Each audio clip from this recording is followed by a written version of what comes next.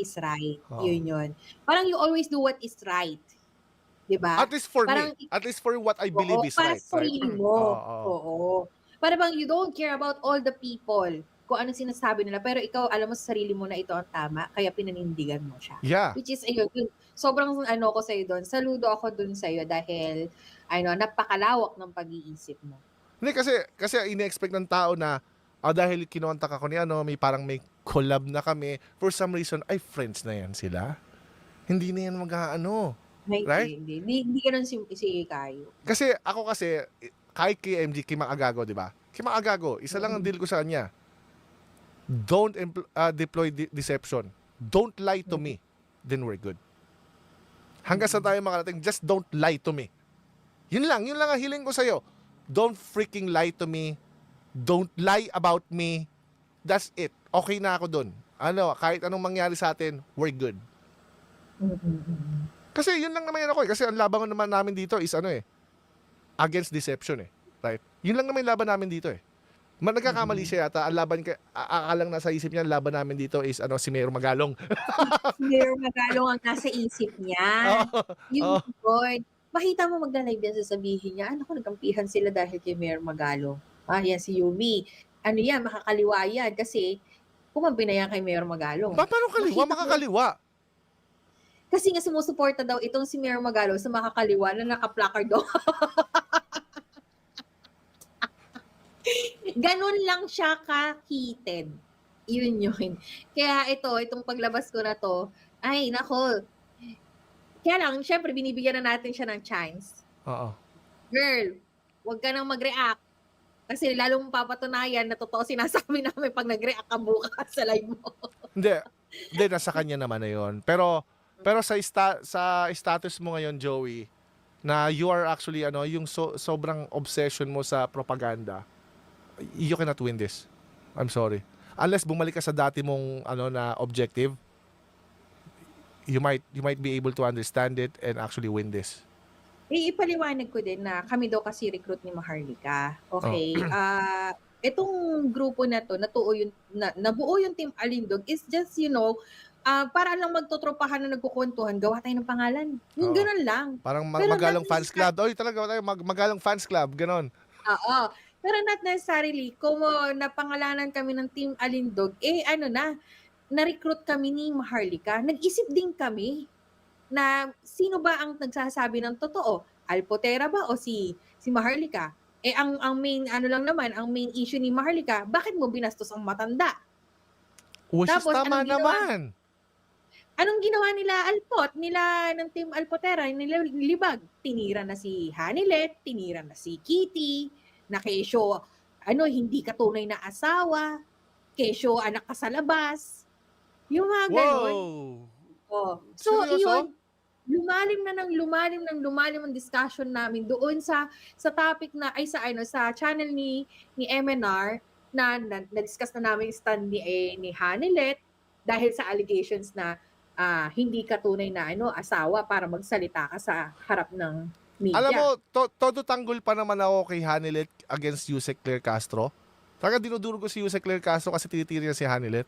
Tapos, eto si Joey pala, kabit, gano'n yung mga salitaan. So mas matindi siya kay Yusek. Sinabi niya ha. Alam mo ba, may ginawa na nga sila kumpulong para matapos ang paninira nila kay Kitty. Nagpicture ang magkakapatid, laban ng isa, laban namin lahat. Which is a very good move, right? Oo. Pero maraming ko papahiya doon. Oo. Anong ginawa din na itong Libag? Shinare. I'm so proud of you, Kumpulong. Pero si Kitty, hindi nila nirespeto yan. Teka, bakit parang contradiction yun ah? I'm so proud of you, Pulong. Si Kitty, sinabihan nila na sino bang nanay mo? Hindi nga kasal yan sa, kay FPRRD. So ano ka? Anak pa rin ni Digong yun eh. Pero ang sinasabi nila, anak sa labas. Ang tunay na anak, si BP Sara, Baste, at si Kumpulong. Ang laki ng effect noon. Iyon yung mga bagay na hindi nyo alam. Kasi syempre, hindi naman kayo talaga... Seryoso? Ganun yung posisyon niya kay Kitty? Oo, ang dami ng post noon kay Kitty. Ayan, tanong mo sa mga comment, mag-comment kayo, 'di ba? Nakita niyo 'yun, yung tinira nila si Hanilet at si Kitty, yung grupo nila. Yun yung, ay, shit, teka lang. Hindi, Parang, meron ako na isang napanood na huwag ka na kasi makisali diyan, Hanilet, kasi pumapangit yung image ni ano, ni Tatay Digong. Well, agree ako doon. Okay? Agree ako doon. mm, Pero yeah. hanggang doon lang yung pwede mo sabihin. Hindi mo pwedeng alisin kay Hanilet na Sumo low wife siya. oo, tsaka yung pagiging anak ni Kitty. Below the belt na yun. Doon kami nag-react. Yun yung mga bagay na dinidiscuss na namin sa channel na ni MNR. Doon ako Na, nainis kay Joe. Ayun pala si Jessie, ayan, ano, trusted source ko yan. Kapag ka sinabi niyan, mataas saan yun yan? dyan sa totoo. Doon ako, di ba narinig mo yan? Jessie Cruz, ayan. Meron silang mga post na ganun. So for some, Naawa kami sa mag-ina. pero paano niya, Naawa kami sa mag-ina. paano niya i-justify ito? Teka lang. So So, for some, yun yung mga bagay na nakapagpatibay sa amin. Ay, shit. Si Hanilet kasi, against na against yan talaga kay Manga. Ngayon, ang nangyari, si Hanilet, limited na lang ang source ng funds niya, pabalik-balik ng dahig. So, nag-come up siya sa desisyon na ibebenta itong bahay sa Davao. Ginawa nila ng issue yan. At ang sinabi Hanilet, sabi niya, sa tingin mo, uuwi ang kapaniano ni FPRRD. Kay Alpot, uuwi iyan. Dahil sila talaga ang magjowa, hindi ikaw. May ganong moment si Libag. nakakaway maging, oo, grabe yun. Yan sabi ni MNFRDA, true yung sinasabi ni Yumi. May ganong moment, kayo, gising ka nga. Hindi ko alam yun. Hindi ko alam yun, Gagi. Bumirada na sila ng below the belt, kaya lalo kaming nabuo kami na Team Alindog to protect Hanilet and Kitty and Dutertes. Kasi mahal, dugo ni Tatay Digong yan. Oo, kahit anong gawin mo.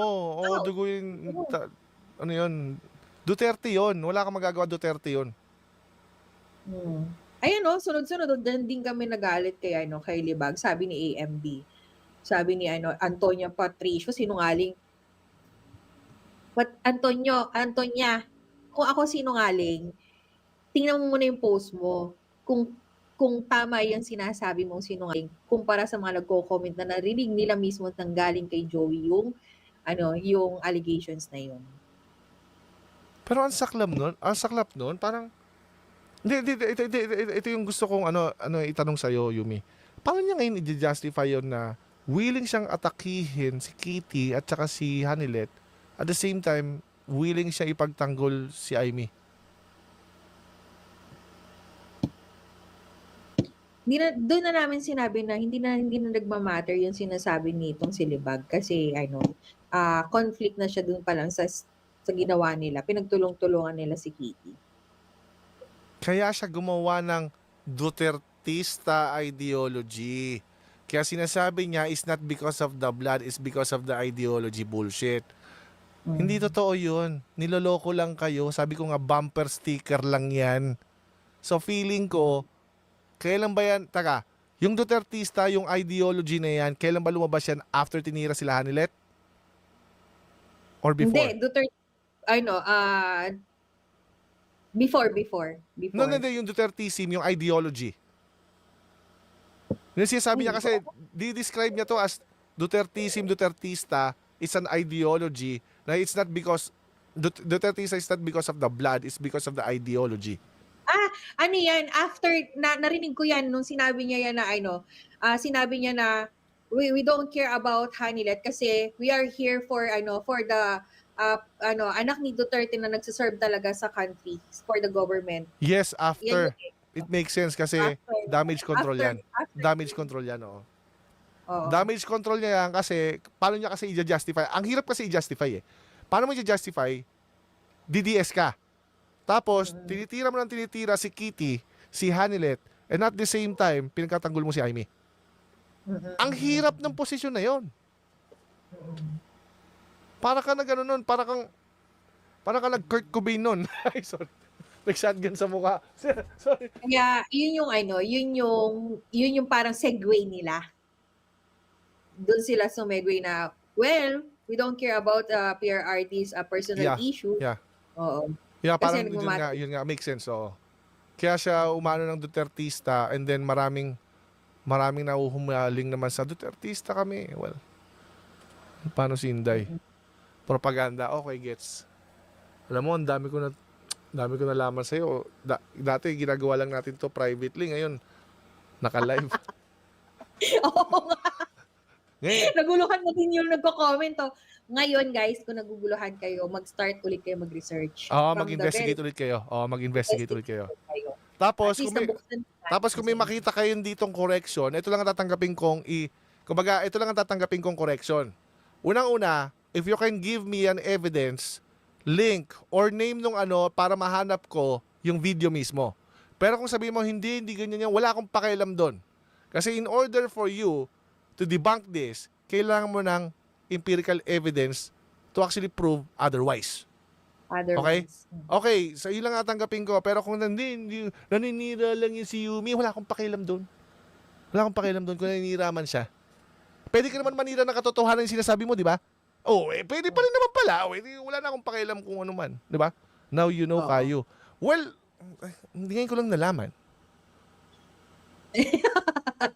Hindi namin napag-uusapan ni Kayo yan. Actually, meron kaming GC tatlo bat nila, Shell.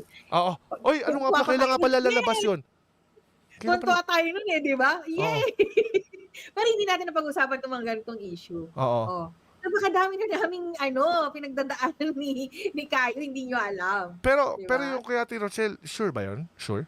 Sure. Lalo ngayon, bagsak ngayon si Diwata. Oh.